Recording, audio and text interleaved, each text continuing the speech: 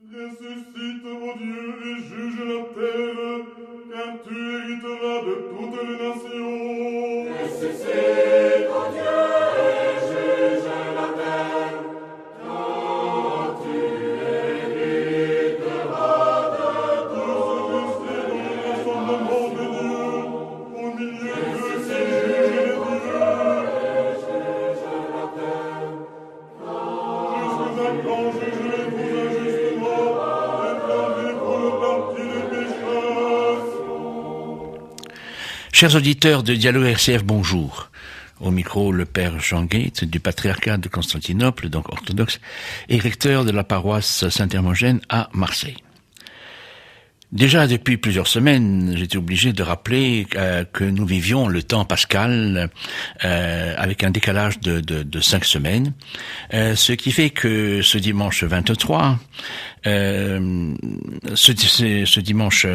dimanche 3 avril, eh bien, la chrétienté d'Occident en sera déjà au premier dimanche après Pâques, alors que l'Église orthodoxe, dans sa totalité, globalité, à l'exception de l'Église de Finlande, orthodoxe de Finlande, en sera au deuxième dimanche de Carême.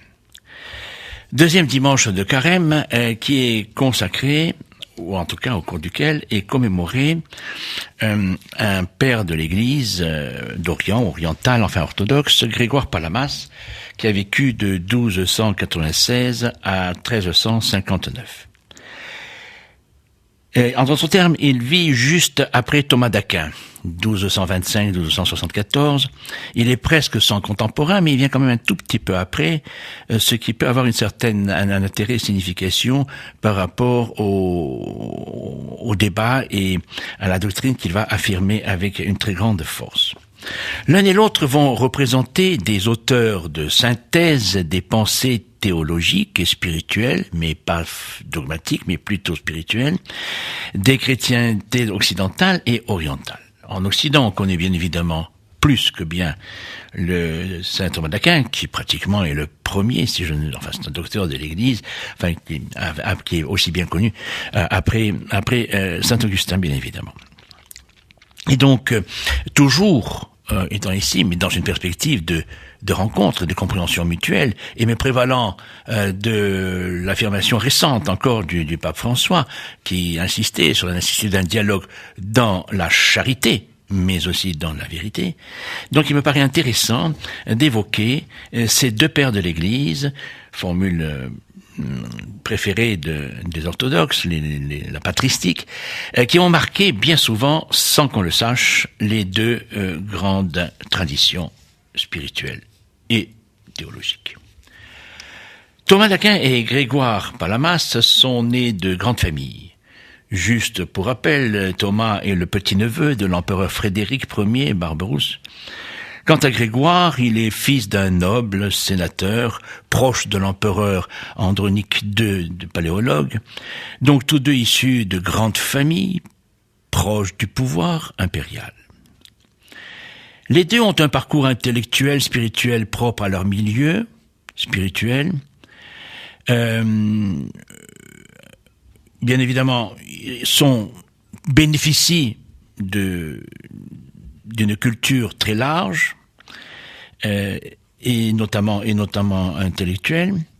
Le parcours de Grégoire est caractérisé cependant par une expérience monastique, plus soutenue sans doute, d'abord communautaire, c'est-à-dire cénobitique, c'est-à-dire la vie en monastère, mais aussi par la suite, plus profondément encore, d'une expérience monastique solitaire, dans la solitude, ce qu'on appelle donc l'érémitisme, les ermites, c'est-à-dire ceux qui sont dans le désert ou qui sont du désert. L'important concerne les deux doctrines spirituelles, en fait théologiques, portant sur la connaissance de Dieu. Nous disons bien connaissance et non compréhension, car c'est exactement la question de fond qui apparaît ici.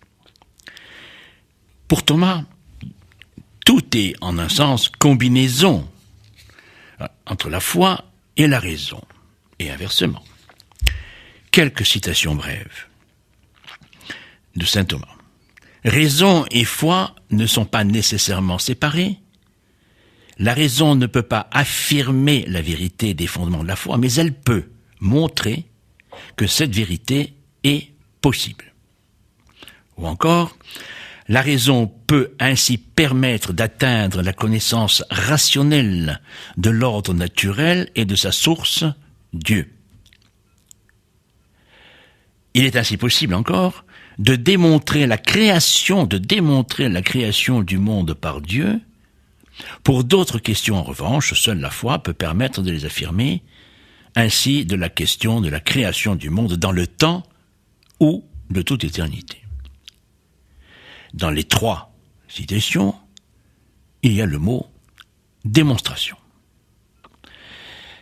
Et donc, la démonstration relève bien évidemment d'une démarche de la raison rationnelle et qui débouche d'une certaine manière sur une compréhension. Et de saint Thomas à aujourd'hui, l'encyclique de Jean-Paul II, Fides et Ratio, qui sera reprise d'une autre manière, en tout cas dont le débat sera relancé par Benoît XVI, nous sommes ici dans la continuité profondément thomiste. Ce n'est pas un jugement, c'est une constatation, mais qui est une constatation évidente et on pourrait-on dire objective. Avec Palamas, nous sommes dans un autre registre. La connaissance de Dieu ne pourrait pas passer par la démonstration, animée par la raison. Il a eu lui-même un conflit très important, pas avec Thomas, mais avec un professeur à Constantinople, Barlaam, qui affirmait à peu près la même chose, qu'on ne peut connaître Dieu que par une démonstration, lui-même restant l'inconnaissable. Or, justement, si, comme le suggérera Palamas, mais c'est une synthèse de la patristique orientale, orthodoxe, si Dieu demeure l'inaccessible, l'incompréhensible, il n'est pas l'inconnaissable. Il est au contraire connaissable par les énergies divines. C'est ça la grande affirmation palamiste, la grande doctrine palamiste, qui s'inscrit évidemment dans la théologie et dans la foi de la divino-humanité, puisque Dieu s'est fait homme, c'est bien pour que l'homme en un sens puisse connaître Dieu. La fameuse formule d'Athanase, Dieu s'est fait homme pour que l'homme devienne Dieu. Il ne s'agit pas que l'homme devienne Dieu, mais qu'il puisse devenir participant au mystère, disons, des énergies, et finalement entrer un petit peu dans une connaissance de Dieu. Et cette affirmation se vérifie par une expérience, selon Grégoire Palamas, mais qui est évidemment celle de la prière plutôt hésychaste, c'est-à-dire celui qui s'est retiré et qui suppose la tranquillité. La grâce est une expérience. Grégoire insiste énormément sur cet aspect expérimental de la grâce.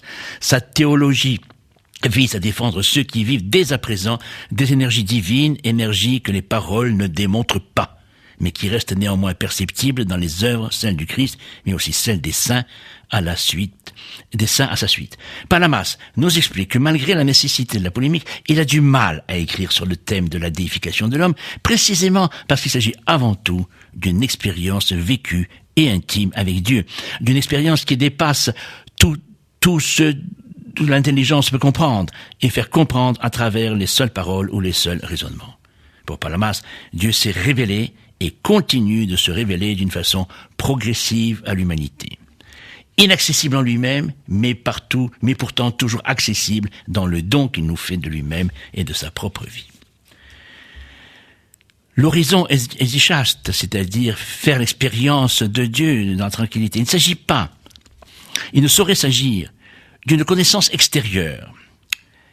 Il n'est pas question ici, par exemple, de la contemplation naturelle par laquelle l'intelligence humaine parvient à déceler la marque de Dieu dans ce monde, c'est-à-dire à appréhender la raison des êtres créés par Dieu, la trace intelligible laissée par Dieu en chaque chose et qui permet de le reconnaître comme créateur de l'univers. Cette contemplation naturelle est certes une forme de connaissance de Dieu, qui n'est pas sans valeur, mais ce n'est pas là encore une connaissance véritable de Dieu.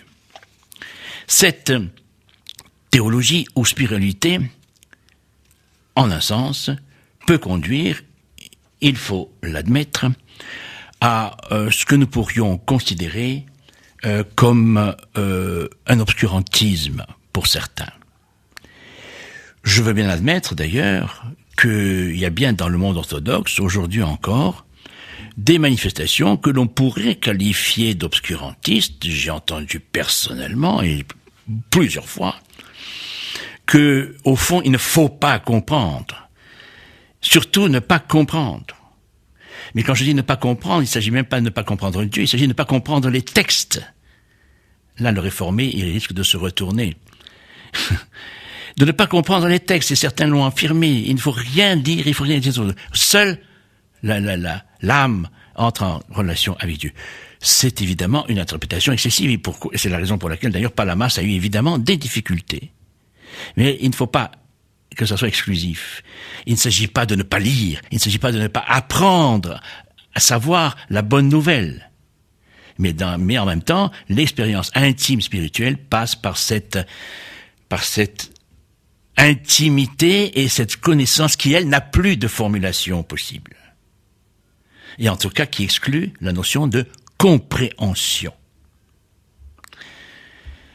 Voilà.